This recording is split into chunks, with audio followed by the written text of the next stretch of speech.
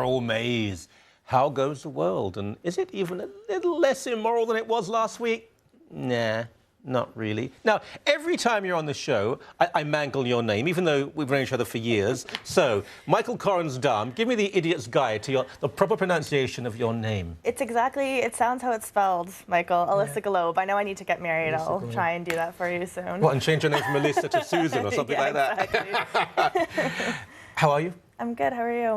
I'm very well, but you know, it seems to be that people, and I admire you very much with the work you do, it's difficult. I mean, there's so many challenges. We're never short of stories here. It's not as though you say, there's nothing to talk about in terms of marriage, of sexuality, of life. I mean, and the opposition is, there are little victories here and there. Pride, we've been covering it on this show, and it's a very complex, nuanced subject to discuss. You can't feel comfortable seeing Pride celebrations. I mean, you're not a hateful person, I know that, but it must be difficult for you. Well, I mean, personally speaking, you know, I have people who are very close to me to this day, family members, friends who have struggled with this. And who are gay, and you know, I think you have to separate the whole homosexuality argument with the whole Pride Parade argument, because that's a whole separate thing. It's about our taxpayers, our tax dollars being funded to this, what pro-gay advocates call an X-rated peep show. I mean, a man goes into a park by himself, exposes himself, he gets arrested, but then he does it on Pride Day, and it's family fun. I think that's absolutely wrong, and I think a lot of gay people would agree with us on that. I mean, the law is the law, and celebrating political victories or social victories is one thing, but to be naked, which is illegal, is wrong. Public sexuality is against the law, it's wrong, and we should enforce that. Yeah, exactly. And I mean, Toronto is a very large place. There's lots of children around. The pictures have circulated of young children seeing these lewd sex acts. Shame on the parents. But how much of that? The parade, people say to me, Michael, I've never seen it. I've gone every year, I've never seen that. It's very, very small. I mean, the media jumps on it, but is that really a major part of it? Well, I live right downtown, right by the Eaton Center, and I've seen it every year. And it comes to the point where, hopefully not, but it comes to the point where, you know, I pull a Rob Ford and I have to leave. So I have to leave the town. I remember my first year, I was a naive 22-year-old coming here thinking a Pride Parade's not going to be that bad. Having my boyfriend come, we go out for dinner right at the AMC building, and there were women who were just wearing tassels. There were strippers on these bars in Dundas Square, these male strippers. I mean, we had to go. We had to leave. We couldn't even eat dinner downtown. And I think that, you know, as a taxpayer, we shouldn't be dishing out $300,000 minimum for this type of behavior, especially in public.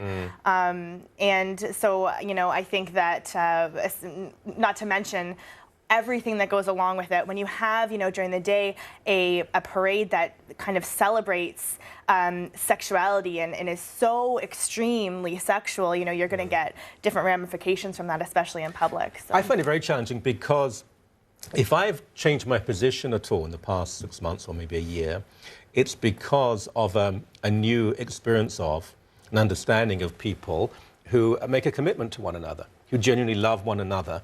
And I find it extremely challenging to contradict this. We are committed, we love each other, we will be with each other till death. But that's not what we're seeing. What you're describing is something entirely different. I mean, as a celebration of the most vulgar and crass forms of sexuality, whether they're homosexual or heterosexual, that's something entirely different. Well, if they want equality, this is the exact opposite way you should be getting it, because, you know, straight people don't have these sex parades, so why are homosexuals? Well, let's talk about that, because some would argue that they do in a way. I mean, promiscuity, sexual diseases, certainly before AIDS in the West, these were heterosexual. The attack on marriage really was heterosexual, the debasing of marriage, treating people as pieces of meat. I mean, you can't blame this on the gay community. No, but I'm talking purely with regards to parades, like public displays of, is that a reaction to being so hidden for so long? Is this do you think this will pass in time? I sure hope so, for the sake of my children and my grandchildren and anyone else who has to be in public, who has to be in the city on Canada Day weekend. You know, we have 4 kids. I mean, they don't go to them. I mean, You know the sort of, especially young girls who go along, who are not gay, they go along because they want to say, oh my golly, and they giggle. I mean, it's voyeuristic and crude and rather stupid. My kids have never been interested in that. I mean, they're far too busy doing other things, and their views are very much of their age. I mean, they don't really understand opposition to same-sex marriage, but they would just find that annoying, actually. Yeah, but then it comes down to the whole debate about the Toronto District School Board and the Toronto Catholic District School Board and OECTA sending students there, promoting it within the school, the walls of the school. That's another issue, isn't it? So, that's a difficult one. I mean, yeah, even if your kids don't want to go there, they're still exposed to it to a certain extent. They want to find out about it. They see it in the halls of their school.